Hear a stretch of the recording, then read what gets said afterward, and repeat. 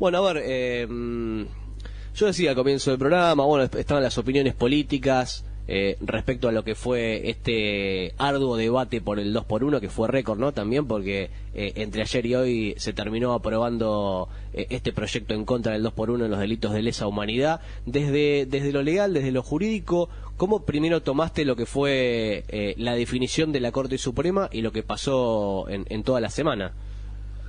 Mira, la verdad que yo pertenezco, aparte de mi rol como abogado independiente, sabés que pertenezco a organizaciones de derechos humanos. Sí. Y verdaderamente esto es algo que en principio impactó, no nos sorprendió, porque verdaderamente nosotros venimos viendo desde hace un tiempo cómo la Corte, sin ir más lejos, hace 2 meses, no sé si te acordás, la Corte hizo un fallo como este, incidental, para un caso en particular, pero hablando que los fallos, las resoluciones, mejor dicho, o fallos de la Corte Interamericana de Derechos Humanos, a partir de este momento, de ese fallo, no resultaban vinculantes. No resultaban vinculantes para la Corte Suprema. Circunstancia que nos puso en advertencia que verdaderamente teníamos que estar preparados para cuestiones de este tipo, ¿no? De intentar avanzar en un manto de impunidad sobre el terrorismo de Estado. Toda decisión, Adrián, de la Corte en este tipo de temas es política, es netamente política. No, sabes que me gusta ver sin eufemismo, es política.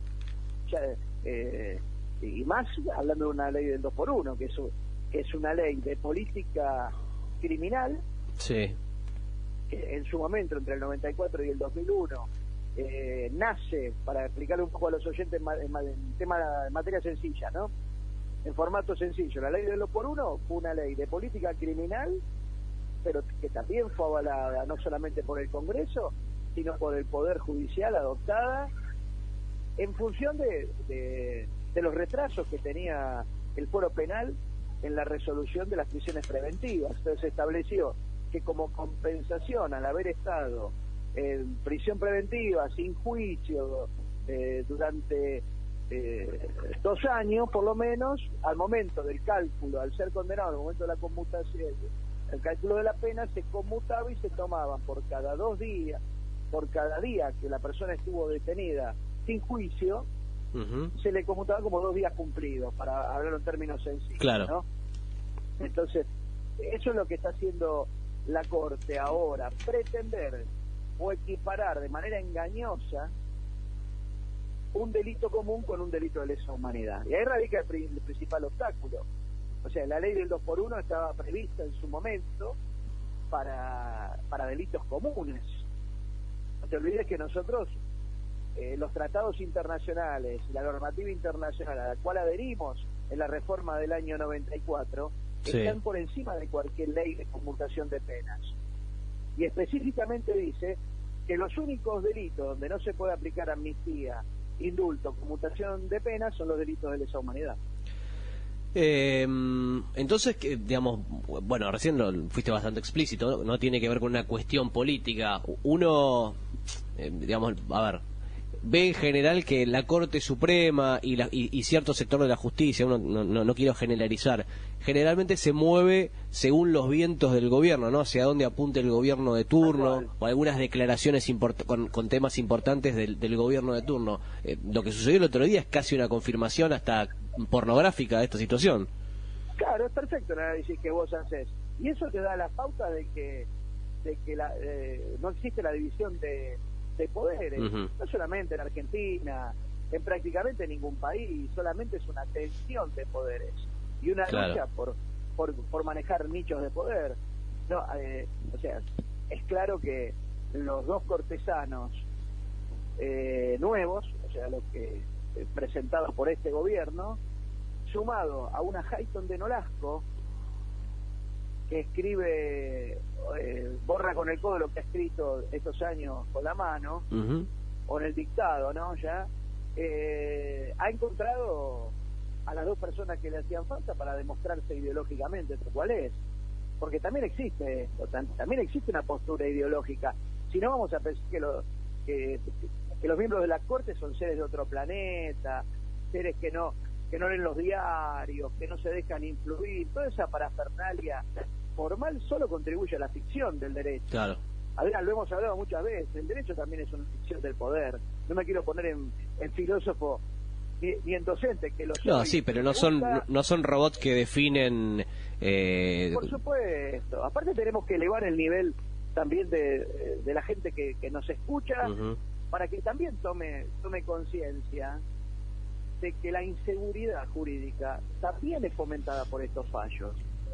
No es casualidad este fallo que te digo de hace 2 meses, no es casualidad la reunión episcopal hablando de reconciliación. Claro. ¿No?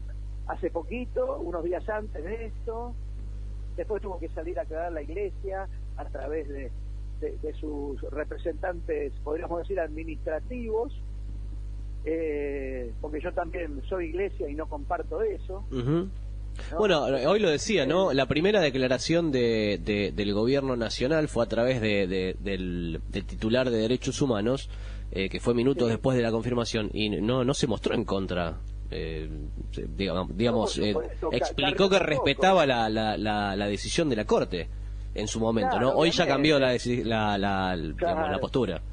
Exacto, la respetan cuando les conviene, como pasó siempre.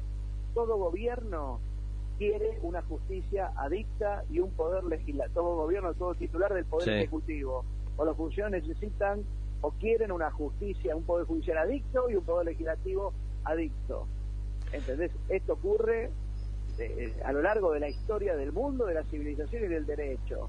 No nos engañemos. Diego, la inseguridad también es esto, Te pregunto, por la imputación del fiscal Guillermo Marijuán contra Rosati, Rosenkrantz y Hayden de Nolasco respecto a esta cuestión y el título de prevaricato. Primero, ¿qué es? Y después, si esto puede avanzar, porque había otros expertos en derecho que decían que estaba mal encarado el tema y que no iba a avanzar por la cuestión del prevaricato, que nos interesa saber qué es.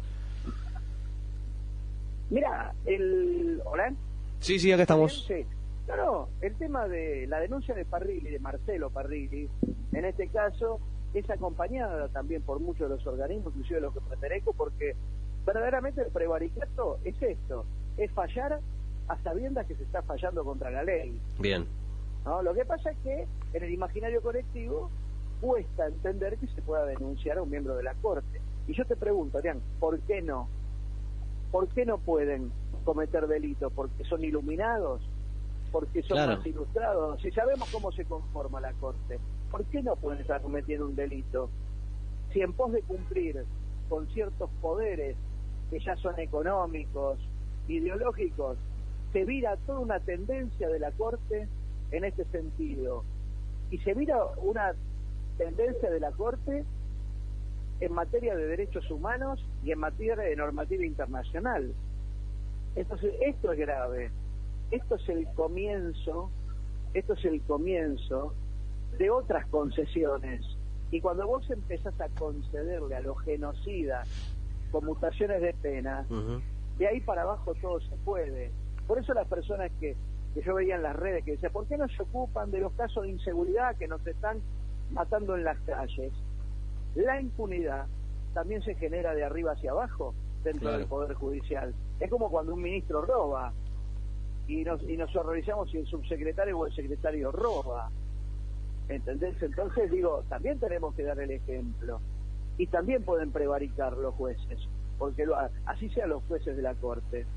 Bueno, quizás, mira, hace un ratito vino un concejal de 3 de febrero que es abogado también, y decía, quizás es momento, ¿no?, de empezar a hablar de la cuestión de la justicia, quienes integran la justicia. Así como en los últimos años se habló mucho de la política, de los buenos y los malos políticos, los vicios y las buenas definiciones de la política, o hasta el mismo periodismo, ¿no?, hizo autocrítica. Exacto. Y algunos marcaron postura más concreta, yo juego acá, aquel juega allá. Creo que es el momento también de la justicia, ¿no?, que hace años le viene dando la espalda a la sociedad. Mirá, yendo a lo que vos decís, el mejor marketing político hasta el día de la fecha lo ha hecho la justicia. ¿Sabés cuál fue ese marketing? El de la invisibilidad. Sí. El de la falsa neutralidad. El de que ellos no estaban de acuerdo, que eran los fiscales de la política. Vos fijate que hoy hay jueces federales que volvieron a caminar a paso de tortuga, no sé si soy claro. Sí, sí. ¿Entendés? Pues que antes le decían tortuga, que andaban despacio. Bueno, a ver, lo que ha pasado con todos los hechos de corrupción. Sí, con todos los hechos de corrupción que se hablaron del gobierno pasado, que se activaron todos, hasta en un momento volvió a sonar el de Skanska, que era del principio del gobierno de Néstor Kirchner. Parecía una cargada, o lo es directamente. ¿Te acordás cuando ciertos grupos se horrorizaban de por qué Ollarvide sobreseía en tiempo récord al matrimonio Kirchner? Bueno, sí, claro. ¿Y ahora no sobresee en tiempo récord al presidente? Claro. Sí, que es lo que pasó, y ¿no? arriba no lo sobreseyeron en tiempo récord. Y a gente vinculada o sospechada de ciertas cuestiones ligadas con su antiguo empleo y o su antigua pertenencia a sociedades energéticas, como el caso de Aranguren. Sí. Cuestionado. Ahora empezamos a hablar de que bueno, pero renunció, entregó las acciones, así como el presidente Piñera en Chile. Digo, ahora, al común de la gente, ¿vos te pensás que le cierra este nuevo relato? Digo, ¿no hay nuevo relato ahora? No existe un reposicionamiento de los medios hegemónicos. Claramente. ¿No existe eso? O nos olvidamos, digo, yendo al 2x1 y yendo a esto, nos olvidamos, ¿te acordás de los primeros días? Vos te vas a acordar que Macri asume el poder, un editorial sin firma del diario La Nación. Wow, sí, claramente. Hablando de estos pobres viejitos. Sí, es verdad. Entonces, verdaderamente, yo te lo digo categóricamente, los abogados que estamos involucrados en este tipo de temas no nos van a poner de rodillas. Pero entonces vos no crees en la postura de por ejemplo, de hoy de Macri, que se mostró en contra, de Vidal, o de algunas declaraciones de dirigentes de Cambiemos que en las últimas horas marcaron una postura? Si bien las primeras 48 horas no salieron, después salieron unánimemente a condenarlo, la cuestión de la Corte.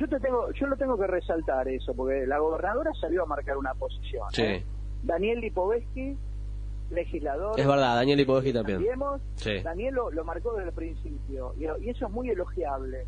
¿Sabes por qué? Porque no podemos meter a todos en la misma bolsa y hacer así. Porque, ¿sabes qué pasa? Adrián, que hay temas que no son negociables. Este no es un contrato de la obra pública.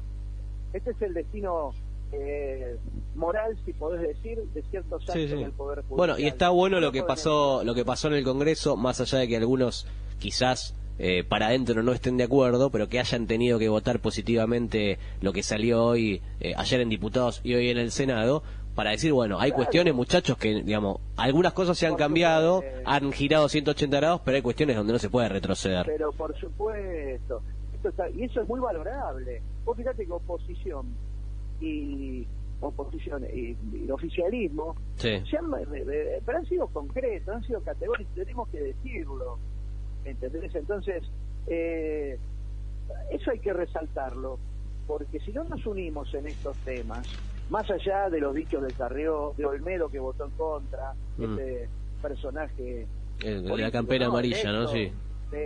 Electo de Salta, que es una persona que notablemente hace gala de esta especie de actitud radical o reaccionaria frente a todo, que para mí ni siquiera debe ser lo que piensa, es una estrategia de campaña, porque es tan ridículo a veces que verdaderamente no resiste el menor análisis. Era su oportunidad no solamente de resaltar con la bandera, con la campera amarilla, ¿no? Claro. Bueno, que también la tenía puesta, me parece. Era su momento de gloria, ¿viste? Eso parece la pelea por llegar al bailando, por un sueño. Entonces todos quieren ese momento. Lamentablemente a veces se hace con un escándalo artístico, y lamentablemente lo haces como lo hace Olmedo, de manera totalmente deleznable. Entonces digo, pero también queda en evidencia, y está bueno que resaltemos, está bueno la foto de Olmedo marcando en contra, porque Olmedo no está solo. Hay muchos que piensan o actúan como Olmedo. Claro. Digo, estamos hablando del diario La Nación, que defiende ciertos intereses corporativos, y todos lo sabemos, o el grupo Clarín, que también los defiende. Y está bien, que sea así en la medida que todos lo sepamos y lo tengamos claro. Claro, porque hay algunos que lo hacen desde las sombras, ¿no? Y cuando tienen que marcar la postura se hacen los desentendidos. Diego, te tengo que dejar, que se me viene el cierre del programa. Te agradezco la comunicación, y bueno, también queríamos tener la voz de un especialista al respecto. Ya habíamos hablado mucho de la cuestión política, también hablamos, pero queríamos hablar específicamente de la cuestión de la justicia, la cuestión judicial, etcétera. Claro, y te tiro una última frase. Dale. Y los empresarios que fueron cómplices de la dictadura y que piensan que de esta manera se van a frenar las investigaciones, que les quede claro algo, que como a los nazis les va a pasar, a donde vayan los iremos a buscar. Gracias, Adrián. Doctor Diego Díez Ontiveros, un abrazo, muchas gracias.